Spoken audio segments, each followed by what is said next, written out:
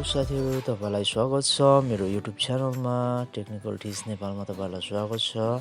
आज म तपाईहरुको माझमा एउटा अनबक्सिङ लिएर आएको छु जुन मिटर गेज पनि दिएको छ। त्यस्तै गरी साथीहरु तपाईहरु यदि नयाँ हुनुहुन्छ भने मेरो YouTube च्यानललाई सब्स्क्राइब लाइक गर्नु होला मैले देखाइसकेको छु खोल्दा नै। र यसमा 80 बारको छ र यो लक गर्न पनि मिल्छ। मैले चाहिँ थोरै नै लिएको हो।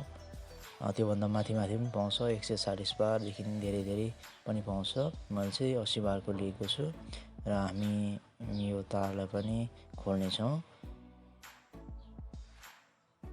तार चाहिँ 8 मिटरको हुन्छ भनेर चाहिँ मलाई भन्नुभएको थियो। सायद यो पछि युजमा गर्दाखेरि म नापेर म तपाईहरुलाई भन्नेछु। र अर्को छ अगाडि नै हामी देखिसकेका छौं। यो तपाईलाई म फेरि देखाउन मात्रै चाहेको हो क्लियरली।